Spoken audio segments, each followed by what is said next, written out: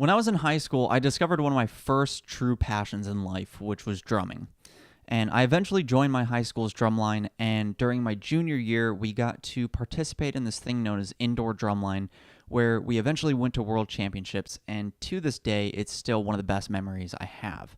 Now, going into my senior year, I started getting really serious about this. So I looked into this thing known as drum corps. And if you've never seen it before, drum corps looks just like a marching band, but at this level, when you're in high school, it's basically the closest thing you can get to being a professional musician. Now, if you make it onto one of these drum corps, you give up your entire summer. So you're traveling, you're on tour, you're doing shows all around the country, and every day, every hour, you're basically practicing this show nonstop. It's as close as you could get to a sport if it's music. So I decided to try out for one of these things. So I went down to Florida, found a drum corps, go to this audition. I make it past the first round, and I was on my way to making it onto this drum corps' drumline, which was a huge step up from high school, because at my high school, I was essentially the captain of my drumline.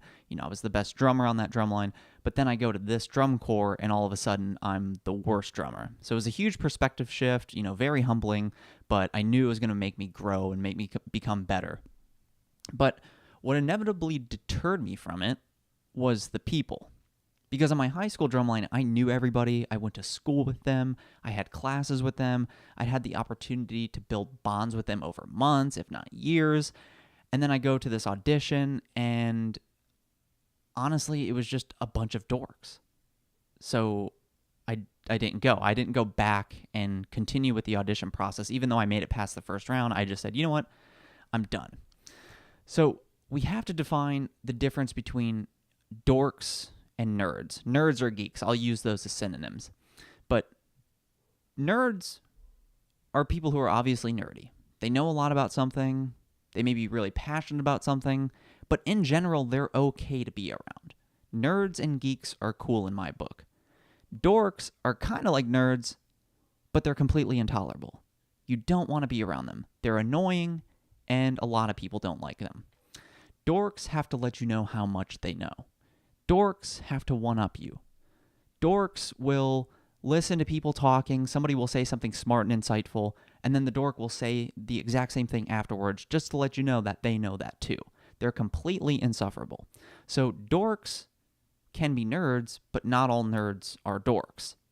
And don't get me wrong, there were dorks on my high school drumline, but there weren't a lot of them. It was like a couple. Whereas when I went down to Florida and auditioned for this drum corps, it was nothing but dorks. So I was like, you know what? I can't handle being around these people. So I decided not to continue. But there was something that I don't think I fully understood at the time that I now know. And it's that dorks are everywhere. It's just a part of life. And I'll be honest, they're usually guys. But once I got into college, I started encountering more dorks. Like my first programming class, a 101 class.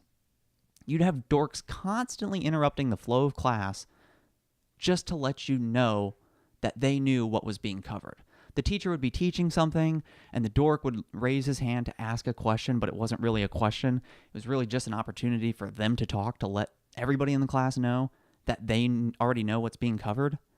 Or a teacher would be illustrating a point or describing some new concept, and it's obvious that they're starting from a simplistic starting point and eventually building up to something big. It's so obvious that they're showing us the methodology of building to a certain point. And then the dork would raise their hand and be like, there's a better way to do that. It's like, no shit. Give the guy 10 minutes to explain his point, and we're going to get there. But dorks just have to let you know. They have to raise their hand and let you know that they're smarter than everybody else, and they already took programming back in high school, or they do it in their free time, and you get my point. But this is the bad thing about public school.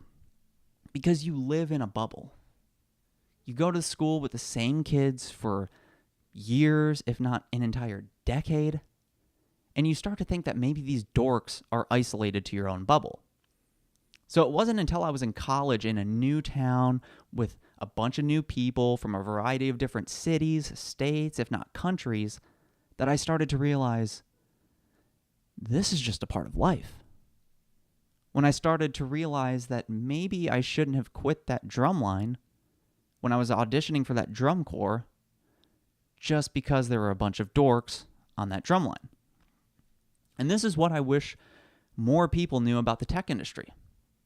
Yes, there are dorks in the tech industry, but dorks aren't exclusive to the industry. I think dorks are everywhere if you look hard enough. Since I've been in the industry, which is closing in on 4 years now, I've worked for 8 different companies. Some teams have been great, and some have been not so great. Some have had a lot of dorks, and some haven't. But the best teams have typically had fewer dorks. But remember, you can't hire for culture fit in tech. That's bad. But the takeaway here, and I think especially so for women, is that you shouldn't let dorks be the thing that holds you back from entering the industry. 1, I think dorks are everywhere. And 2, at the right company with the right team, you won't have to deal with them. But with so much of the tech media portraying the industry as being filled with a bunch of dorks who mansplain and one-up and constantly talk about how much they know, it keeps people from entering the industry before they even tried getting into it. Whenever I read these articles, I'm sitting there, I'm nodding my head. I'm like, yep, I've experienced dorks like that. Yep, I've had discussions that go nowhere because that dude just wants to let you know how much he knows. Yep, I know how this is. But because I'm not a woman, nobody cares. And there's no real way of objectively measuring this. It's not like we have sensors that we just walk around and somebody goes through the data and says, yep, this group of people experiences this more than this group of people. Like, it's all just anecdotal. But I experience it often enough that it's annoying. And I experience it often enough that I look for it when I'm interviewing at companies. I had a Google engineer interview me one time. He worked on Android. My God, what a fucking dork. That dude he's interviewing me for his company, and it's like the entire interview was just him trying to show me how little I knew. So I hate it when they portray this thing as exclusive to one gender or certain races when I've seen it pretty much at every company across most teams I've been a part of. But it's also worth mentioning how much of this is driven by the outside world. I don't think this is completely created within tech. I think the outside world is just as responsible as the people within it. Because if you ask me, I think my abilities as a software engineer are really no different than any other tradesman. I think my abilities as an engineer are no different than a carpenter or a welder. I think it's just that my medium isn't a physical thing. It isn't wood, it isn't metal, it's just bits and bytes that are floating through the air. But the laymen, the non-techies of the world, treat the trade like it's magic. They treat it like only a select few people can learn how to program. They say that enough times, and these dorks start to embrace it. They start to believe it. They really think they're special. They love it.